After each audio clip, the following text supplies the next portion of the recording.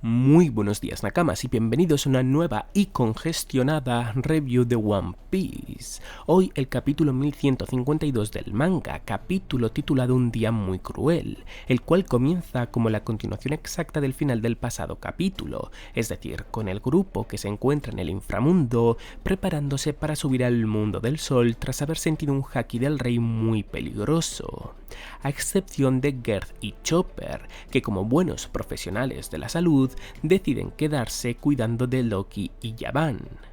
Mientras los nuevos piratas gigantes guerreros comienzan a preparar el ascensor, Scopper le dice a Luffy que no son inmortales, que debe de ser consciente de que puede usar el haki del rey, es decir, que tal y como creíamos, el haki del rey es la debilidad de los caballeros de Dios.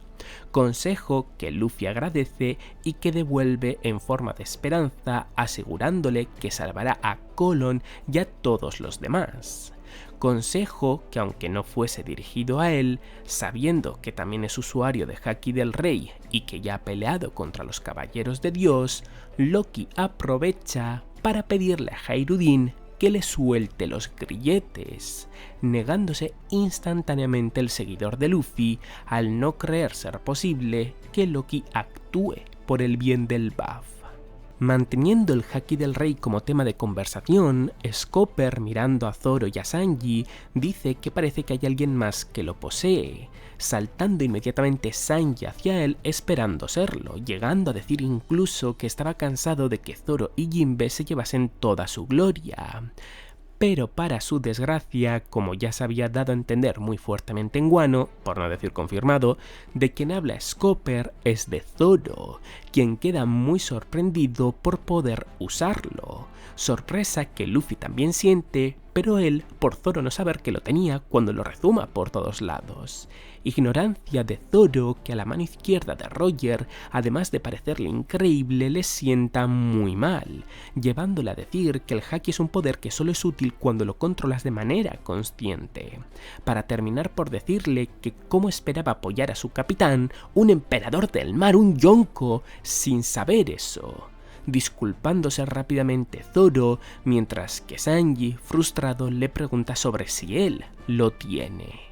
Sin recibir respuesta por parte de Yaban, pero sí apareciendo un polvo a su alrededor que Oda solo dibuja para cosas clave, el propio Oda nos devuelve con Hairudin y Loki, quienes continúan discutiendo por la liberación del segundo, diciéndole Loki a su hermano que es patético que prefiera que extranjeros salven su tierra cuando el BAF le tiene a él. A lo que Hairudin responde si acaso eso es cierto, porque en sus ojos puede ver cómo traiciona a su país y se une al gobierno mundial.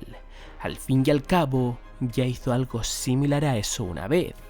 ¿Cómo espera poder fiarse de él con un historial como ese? Declaración frente a la cual parece que a Loki solo le queda mantenerse callado.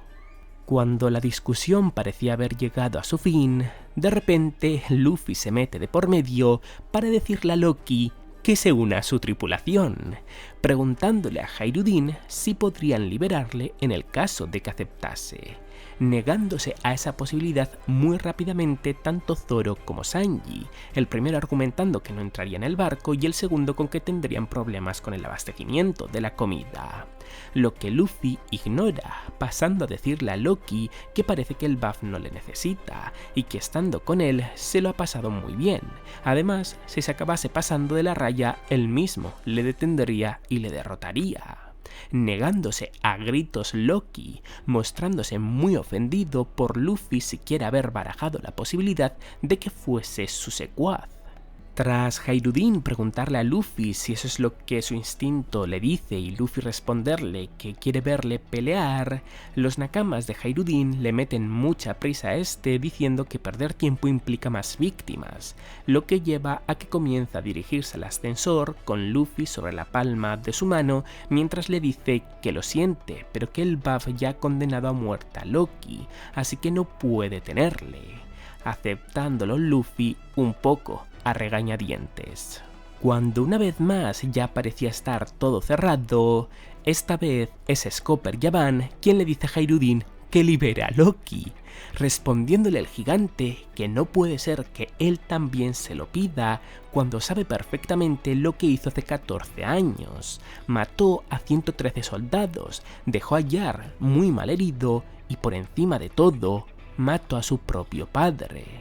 A lo que Yaban responde que efectivamente lo sabe. Al fin y al cabo, el día en el que ocurrió, sintieron un haki muy extremo y extraño desde el castillo.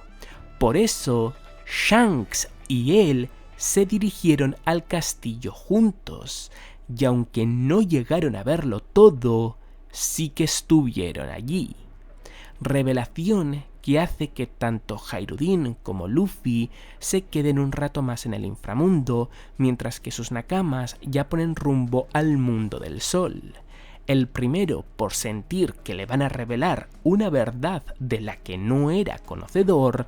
y el segundo simplemente por querer saber más de Shanks, típico de Luffy, vaya.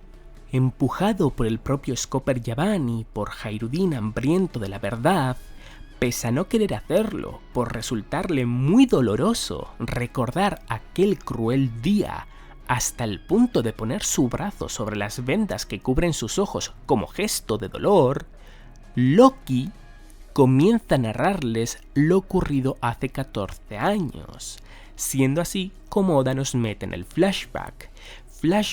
donde lo primero que vemos es al propio Loki y a Jarl llegar a la vez, aunque cada uno a su manera, al castillo Aurust, compartiendo ambos la sorpresa de que el propio Loki haya sido convocado por su padre, comentando precisamente Loki que no tiene interés en un hombre que vendió su alma al gobierno mundial. Al fin y al cabo, ellos fueron los que mataron a Rox, y si el BAF va en esa dirección, entonces no le quedará otra que convertirse en su enemigo, pasando a decirle Jarl que baje la voz, que él ya es un hombre demasiado mayor, que la política prefiere dejársela a los jóvenes, respondiéndole de vuelta a Loki que esa actitud tan débil es precisamente el problema, la forma en la que terminas con niños adictos a la paz e incapaces de usar un arma, volviendo a responderle de vuelta a Jarl que esa es la época en la que viven ahora, añadiendo que tiene una tataranieta que no pelea y que aún así es adorable, lo que enfada mucho a Loki, cuando de repente escuchan un fuerte alboroto proveniente de la sala del trono, lo que lleva a que Loki, aun no teniendo permiso para entrar, acabe entrando a la fuerza reventando la puerta de una patada, siendo lo que ve una imagen que le deja tanto a él como a Jarl completamente en shock, preguntándose qué narices está pasando. Harald siendo apuñalado por las naginatas de muchísimos de sus soldados. Manteniéndonos en el pasado, de hecho mientras lo anterior ocurría, pero moviéndonos a la casa de Yaban, vemos al propio Yaban y a Shanks estar disfrutando de un buen baño, comentando Yaban que han debido de pasar 3-4 años desde la última vez que se bañaron juntos, respondiéndole Shanks que fue hace bastante más, que el capitán murió hace 10 años, quedándose sorprendido Yaban por haber pasado tanto tiempo, comentándole a Shanks que para él se han tenido que sentir como una eternidad, pasando a comentarle a Shanks que sí, que su vida ha cambiado por completo. Su plan era vivir junto a Buggy una vida pirata relajada, pero hay muchas cosas de las que quiere aprender, entre ellas algunas del BAF, respondiéndole Yaban con que es un hijo del destino. No hace falta que se preocupe de más por pequeños pero complicados detalles. Tras ver unas interacciones muy adorables y graciosas junto a Ripley, Yaban y Shanks vuelven a tener una conversación privada, en la que la mano de Roger le pregunta al pelirrojo si sabe mucho acerca de Harald, a quien en el BAF adoran como si fuese un dios, respondiéndole Shanks que sí, que le conoció en Mariejoa y que se llevaron bastante bien, pero que hay algo de lo que no pudieron hablar en la Tierra Sagrada, así que si está de vuelta le gustaría hablar con él antes de que sea demasiado tarde, pasando a ser, justo ese momento, demasiado tarde, cuando ambos notaron el haki muy extremo y extraño proveniente del castillo Aurust. Pero en lugar de continuar viéndolos, Oda nos muestra muy brevemente aquello de lo que culpan a Loki: el asesinato de los soldados, la herida en la cabeza de Jarl y el cofre en el que se supone que se encuentra la legendaria Akuma no Mi, que se hereda de generación en generación en la familia real del BAF. Lo curioso es que en ningún momento llegamos a ver a Loki. De hecho, el único momento en el que vemos a, entre muchas comillas, alguien es justo frente al cofre, y Oda decide mantenerlo en secreto al dibujar una silueta. Llegando a la recta final del capítulo, el narrador toma control de este diciendo que aquel día hubo una masacre en el castillo y el rey más querido de la historia del BAF pereció. Pero, ¿qué es lo que causó que tanta gente le alabase? Para eso tenemos que irnos mucho más lejos en el pasado, a hace 109 años en relación al presente, cuando la pregunta ¿qué es lo más peligroso que puedes encontrarte en la mar? Traía una respuesta unánime: los piratas gigantes guerreros. A su vez, el barco real de la Tierra de los Gigantes aumentaba ese terror que el mundo sentía hacia el BAF, y un mayor motivo para ello era que Harald, el rey del BAF, que ascendió al trono con apenas 45 años, lo que vienen siendo 15 años humanos, era innegablemente total y completa escoria. Y con un joven Harald destruyendo un reino porque sí, preguntando a sus habitantes quién es su dios ahora, es como termina este capítulo. Sinceramente me jode muchísimo que justo haya tenido que ser en este capítulo que me encuentre mal de la garganta, porque es posiblemente el capítulo en muchísimo tiempo que más cosas por comentar tiene. Es una barbaridad la cantidad de detalles de los que se puede hablar en este capítulo. Así que bueno, intentaré hacerlo lo mejor que pueda, que por cierto son tantas y relacionadas y a su vez no entre ellas, que he decidido ir mencionándolas más o menos de manera cronológica según van dándose en el capítulo, para así al menos seguir cierto orden. El primer detalle importante con el que nos hemos encontrado en este capítulo es el Haki del Rey, que básicamente se nos ha confirmado que es la debilidad de los Caballeros de Dios, lo que evita que sean inmortales. Se nos ha confirmado que Loki es usuario de Haki del Rey y se nos ha confirmado que Zoro es usuario de Haki del Rey. Las tres eran bastante obvias, quizás la de Loki la que menos, pero creo que a la mínima que te parases a pensar un poco, pues la verdad es que era fácil encontrarle sentido. Lo interesante, precisamente en relación a lo que hemos visto del Haki del Rey en este capítulo, está en quién no posee Haki del Rey: Sanji. Hay algo muy curioso que hace Oda en la última viñeta en la que Sanji aparece cuando están hablando de este tema, que se le ve como un poquito decepcionado, y es que en esa viñeta, que es bastante pequeña, aparece una especie como de polvo, como manchas de tinta. Este es un recurso que Oda utiliza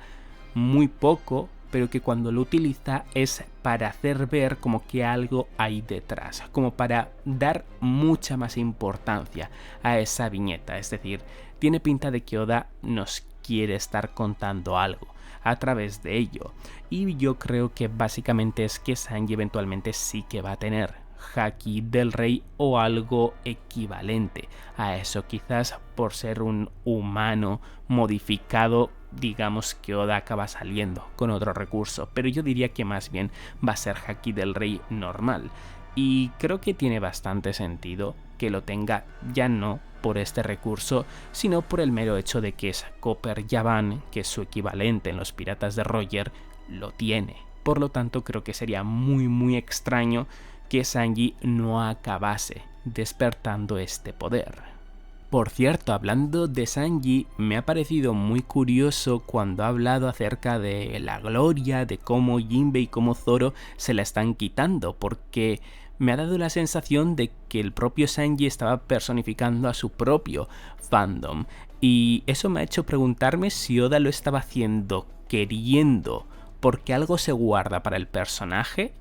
o porque sabe que la gente se siente así y ha querido trasladarlo al propio personaje para que sus fans incluso sientan más al personaje, o quizás por las dos cosas. La verdad es que estaría bastante bien tener una respuesta para esto. Ojalá alguien se lo preguntase en un SBS, la verdad. Pero bueno, igualmente mi punto sigue siendo el mismo, y es que creo que eventualmente Sanji sí que va a ser usuario de Haki del Rey o de algo muy similar a este poder, si es que Oda quiere hacer algo diferente por ser un humano modificado.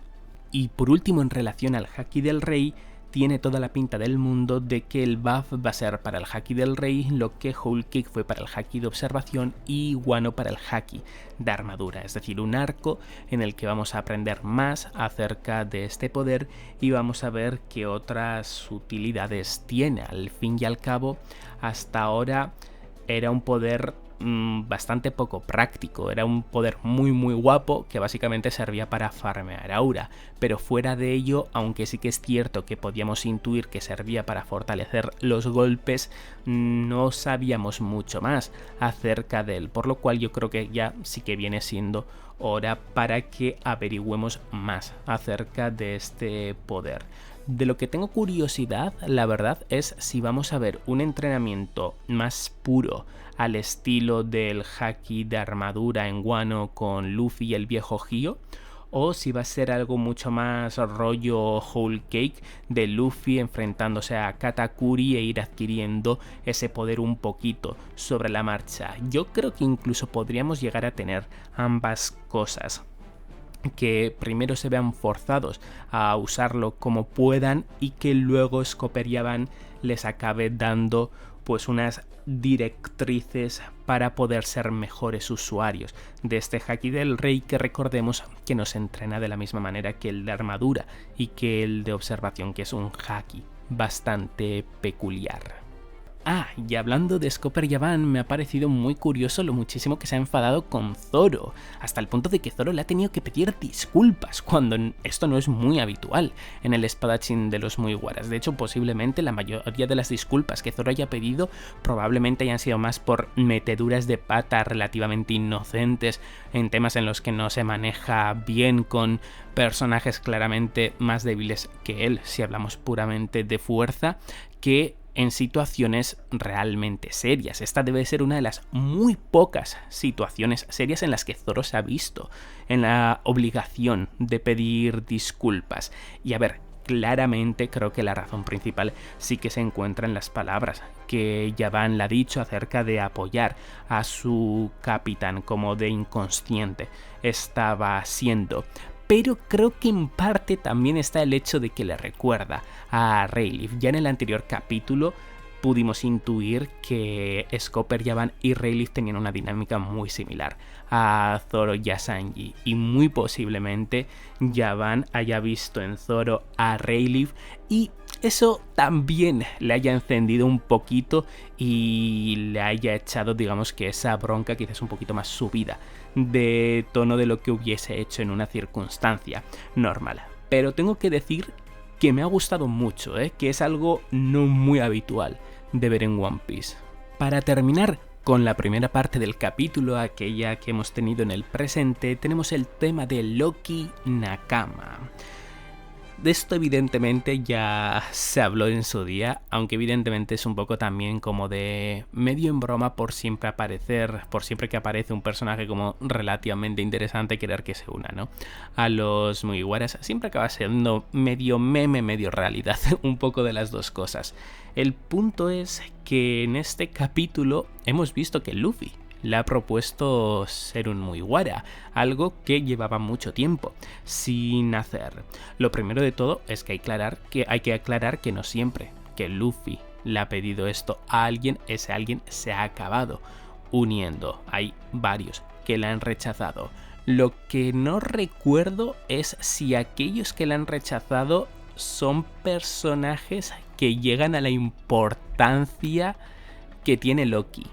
De eso ya no estoy tan seguro, la verdad. Pero bueno, el punto que quiero hablar en relación a este momento de Loki Nakama es que, bueno, Loki la ha rechazado. Pero la razón por la cual la ha rechazado es que, como miembro de su tripulación, él se veía como un secuaz de Luffy. Y a ver, es cierto que si lo miramos como en términos muy literales, pues sí, Luffy es el capitán, así que técnicamente el resto son sus secuaces, son sus subordinados. Pero de manera práctica yo estoy bastante seguro de que Luffy ve a todos en su tripulación como un igual, que no los ve en lo absoluto como subordinados, como secuaces. Por lo tanto, quizás esto puede tener algún tipo de implicación para que en un futuro sí que se una Loki. No lo sé, la verdad, pero es algo que se me ha venido a la cabeza, que se me ha pasado por la mente y que necesitaba soltar. A mí Loki como Nakama, la verdad es que más que gustarme o disgustarme, a ver, me gustaría más que disgustarme, pero no solo Loki. Prácticamente todo personaje interesante de One Piece casi que me gustaría más como Mugiwara que como no, porque como parte de la banda creo que acaban siendo personajes aún más interesantes de lo que ya lo eran en el momento en el que aparecen. Pero desde luego que lo que sí que me parecería sería muy interesante ver cómo interactuaría con el resto de los miembros y ver qué narices harían con él para viajar, si realmente se le podría empequeñecer de alguna manera, quién sabe, si a través de un poder de una Akuma no Mi, como la que de hecho se vio en un relleno, que era capaz de, no sé si de hacer más pequeño, pero sí de hacer más grande a la gente. Justo creo que era el relleno que estaba entre Panhazard y Dressrosa, si mal no recuerdo. Pero bueno, que desde luego que sería muy interesante y curioso de ver, y que más que gustarme o disgustarme, estaría interesado en verlo únicamente por lo peculiar que sería. Y ahora sí, pasemos con la parte del pasado, del flashback, y bueno, del flashback dentro del flashback. Aunque en verdad de esa última parte del capítulo sinceramente no tengo mucho que decir, la verdad, porque tiene pinta de ser algo más que se nos va a resolver en el capítulo de esta semana, el cómo es que Harald cambió y que, aunque sí que creo que sea importante, no es desde luego tan interesante como lo que ocurrió hace 14 años, que a mí sinceramente se me está haciendo un cacao ya increíble, porque ha habido tanta información de lo que pasó, pero no pasó, pero algunos creen que pasó, pero otros creen que no pasó, pero otros saben que pasó, pero otros no saben qué pasó, que en mi cabeza ya como que se están empezando a confundir algunas cosas. Pero bueno, en relación a lo que hemos visto en este capítulo del pasado de hace 14 años, tenemos la confirmación de que Loki no mató a su padre. Bueno, no sé si podemos decir que demos la confirmación de que Loki no mató a su padre, porque igual Harald sí que consiguió aguantar ese apuñalamiento múltiple de sus soldados y Loki, no sé si quizás porque entró en ira o controlando por alguien, fue quien le dio el golpe de remate a Harald. Pero el punto importante aquí es que hubo alguien que atacó previamente a Harald con intención de asesinarle, que Loki. Eso sí que es completamente seguro. Otra cosa en relación a esto es por qué sus soldados atacaron a Harald. Si es que Harald se transformó en un demonio, como les ha ocurrido a Dory y Broggy, afectado por el poder de Im, y básicamente los soldados se vieron obligados a actuar de esa manera, o si es que los soldados fueron manipulados, controlados por alguien externo, y así es que acabaron llevando a cabo esa acción, o si es que realmente todos esos soldados eran intrusos y estaban siguiendo órdenes de alguien superior a ellos. Por cierto, que sepáis que en la silueta en la que Harald está siendo atravesado por muchísimas naginatas, hay una parte en la que puede parecer que tiene un cuerno que a mí me ha dejado pensando durante un buen rato, porque digo, ¿qué sentido tiene si se supone que Harald se arrancó los 2 cuernos? Y estaba pensando a ver si es que aquí Oda está guardando algo, pero no, en verdad es su bigote. No me había dado cuenta de que su bigote tenía esa forma tan peculiar, como tan en punta, un poquito similar a lo que sería un cuerno de demonio, aunque luego, si nos fijamos bien en los cuernos de Harald, son bastante similares a los de Loki y por lo tanto son bastante diferentes a lo que tiende a ser un cuerno habitual. Pero bueno, que me voy un poco por las ramas. Habrá que ver cuál acaba siendo la verdad de todo este tema con Harald, porque se ha quedado el misterio en una situación muy extraña, la verdad. No sé qué es lo que va a acabar pasando para que Loki asuma la culpa de todo lo ocurrido. Es decir, ¿por qué no querrían contarle a Elbaf la realidad de lo ocurrido? Porque es que además ya no es que sea solo cuestión de Loki, es que tanto Shanks como Scopper y Avan también conocen esa verdad. Es decir, son otros 2 personajes que tienen mucho contacto con Elbaf. Bueno, uno de ellos de hecho vive ahí, y que perfectamente podrían hablar acerca de la verdad. Pero claro, es que también hay que tener en cuenta lo de que se supone que Shanks ha encerrado, bueno, fue el que derrotó a Loki para que le mantuviesen capturado y todo eso. No sé, es muy extraño, porque es como se supone que Loki no ha sido el culpable de lo que le acusan, pero a su vez sí que tiene pinta de que algo malo hizo o ha debido de hacer para que otros personajes hayan actuado con respecto a él de la manera en la que lo han hecho. Es que sería tan bueno Loki realmente como para entregarse durante tanto tiempo por un bien mayor. Es que es un cambio demasiado radical, ¿eh? Demasiado radical en el personaje. No sé si quizás lo que he comentado antes, que por ver a su padre en esa situación o por ver una amenaza en Elbaf, se le acabó yendo la cabeza y sí que acabó actuando tan mal en muchas otras situaciones como para que sí que se viesen obligados a detenerle. No lo sé, la verdad, no lo tengo nada claro, pero sí que tengo muchas ganas de saberlo, eso sí que lo tengo muy claro. Lo que me jode es lo del pasado este que nos ha metido de repente de hace 109 años, porque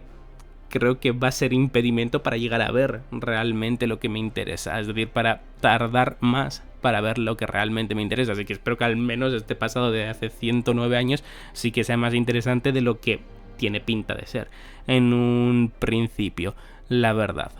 Por cierto, un detalle bastante interesante que sí que se encuentra en la parte del pasado de hace 109 años es la espada de Harald, y es que si nos fijamos bien en su empuñadura es muy similar, aunque no estoy del todo seguro de hasta qué punto, igual a la espada que Jarl tiene clavada en su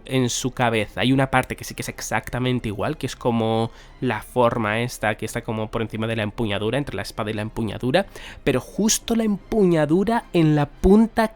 creo que se difieren un poco las espadas, así que no debería de ser la misma, pero puede que sea uno de los típicos casos en los que Oda no dibuja algo de manera exactamente igual, pues porque se le pasa por X o Y razón, y sí que realmente la espada que Jarl tenga clavada en su cabeza sea la que poseía Harald en su día. Para ir terminando, toca hablar del tatuaje que Shanks tenía en su brazo izquierdo antes de haberlo perdido salvando a Luffy, y es que ese tatuaje es la marca de los Caballeros de Dios. Por lo tanto, muy posiblemente Shanks al menos pudiese viajar por el abismo. La cuestión es qué otras cosas podía hacer o le podían hacer por ese tatuaje que tenía en su brazo. Si únicamente era algo que traía beneficios para él, o como el hecho de poder viajar a través del abismo, o si realmente podía ser problemático, podría actuar en él de la misma manera en la que Im actuó sobre Saturn al no ver satisfechos sus deseos, supongo, o si Im realmente puede hacer eso con cualquier persona. Yo supongo que tiene más que ver con ese tatuaje, así que el hecho de que Shanks ya no lo tenga, pues probablemente le haya venido más bien que mal. Ahora, ¿significa esto que Oda lo tenía todo planeado desde el principio de la serie? En este caso precisamente no creo que sea el caso, principalmente porque Oda no tenía planteado hacer que Shanks perdiese el brazo, sino que fue una recomendación de su editor para dar mayor impacto a ese primer capítulo. Bueno, más bien el editor lo que le dijo es que necesitaba algo más impactante y a raíz de eso Oda pensó en cortarle el brazo, lo cual hace que sea muy probable que Oda no lo tuviese pensado desde el principio, al menos el tema del tatuaje. Pero eso realmente tampoco es que esté mal, porque adaptarse a situaciones o aprovechar situaciones que has construido previamente para luego darles más profundidad en el futuro, siempre y cuando no sea para intentar justificar algo que claramente antes has hecho mal y luego, no, pero en verdad la solución estaba aquí, lo cual es un poquito trampa. Si no es por eso, realmente es algo que sí que está bien, porque para realmente la persona que lo está viendo no puede distinguir entre una cosa y otra. Es más bien una cualidad que ves que tiene el autor, tanto de hacer las cosas un poco sobre la marcha como de ser capaz de pensar las cosas y prepararlas con mucho cuidado. Ser bueno en ambas cosas es lo mejor que se puede llegar a tener.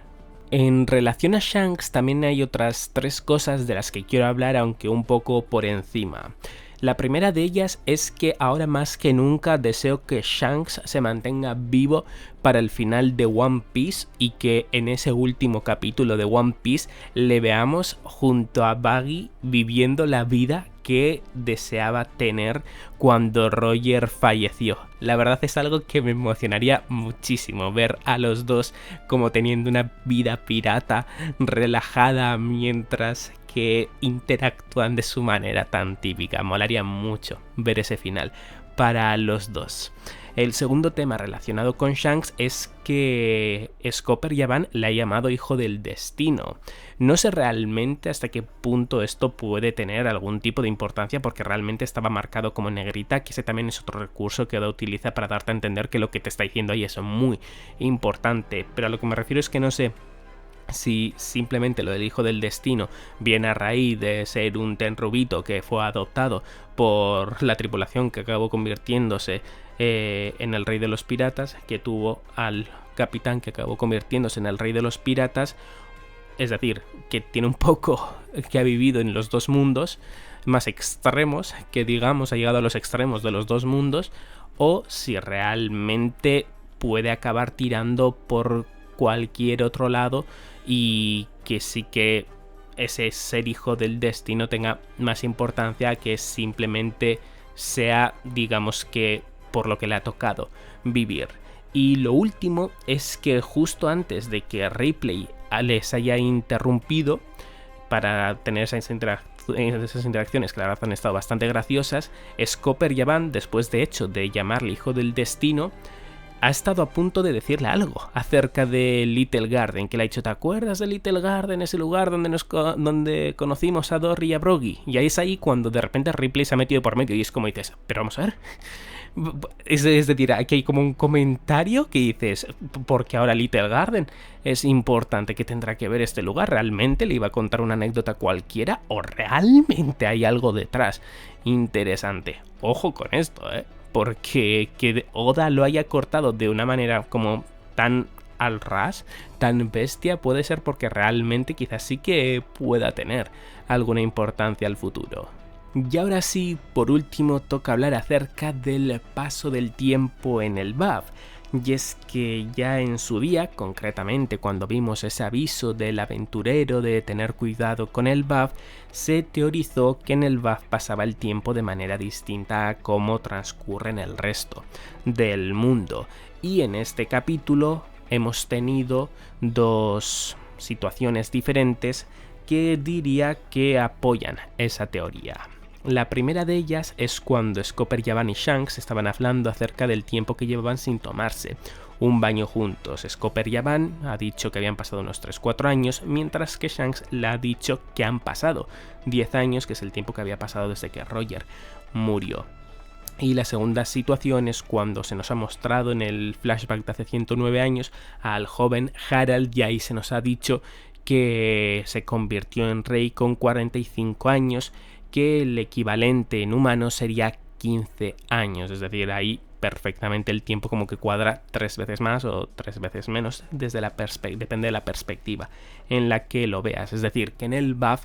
tiene pinta de que el tiempo pasa 3 veces más lento que en el resto del mundo. De ahí lo de tener cuidado con pasar mucho tiempo en el BAF, porque realmente el mundo puede cambiar mucho sin tú darte cuenta. Es un recurso sinceramente muy típico en muchísimas obras de ficción, de fantasía, sobre todo, bueno, en verdad de ciencia ficción también, que narices, y que a mí en lo personal la verdad es que me suele molar. Y es cierto que puede ser que por el hecho de ser tan típico hay alguna gente que no crea en ello, porque One Piece es súper impredecible y todo esto, que a ver, en parte razón no le faltan. Hay veces en las que One Piece es muy impredecible y muy difícil de teorizar adecuadamente, pero hay otras veces en las que es bastante típica o bastante previsible, incluso bastante cliché, pero lo suele llevar a cabo bastante bien, la verdad, de manera bastante interesante. Al fin y al cabo, lo importante, siempre lo digo, no es el recurso, es cómo lo lleves a cabo. Mismamente, los viajes en el tiempo. Recordad el enorme miedo que tenía la gente de que en One Piece tuviésemos esos viajes en el tiempo, y cómo Oda al final los llevó a cabo. Absolutamente nadie se acuerda siquiera de ellos o los toma como algo negativo, porque realmente no lo acabó siendo, cuando normalmente es un recurso que sí que no se suele desarrollar de manera correcta en la mayoría de las obras en las que es introducido. Por lo tanto, toca ver qué es lo que Oda quiere hacer con este recurso de que pase el tiempo de manera diferente en el BAF que en el resto del mundo. Si va a querer usarlo para algo del presente, o si quizás simplemente lo use para explicar cosas del pasado. Pero bueno, tampoco tenemos que tomárnoslo de momento como confirmación, pero sí que tiene bastante pinta de que es el caso. Pues hasta aquí ha llegado el vídeo, Nakamas. Como siempre, agradezco muchísimo el que deis un buen me gusta, que pues a tope el vídeo si os ha gustado. Siento si estoy un poco sin voz o si quizás en alguna parte no ha sentido muy bien, pero la verdad me ha costado mucho grabar este vídeo, por eso en parte se está subiendo un día más tarde. Es más, llevo 3 horas para grabar este vídeo, que creo que va a acabar quedando en torno a 38-39 minutos o algo así, pero bueno, lo importante es que finalmente lo he logrado sacar y espero ya poder estar mejor, más recuperado para el capítulo de esta semana, que puede llegar a ser bastante interesante. Recordad que en la descripción tenéis tanto mi Twitter, en el que os informa al instante cuando son los capítulos del manga en español y en inglés de manera oficial, como los twitters y los DeviantArt de quienes crean las imágenes del manga, para que vosotros también podáis tenerlas. Y ya por último, agradezco muchísimo que os suscribáis para muchos más vídeos de One Piece. Hasta la próxima.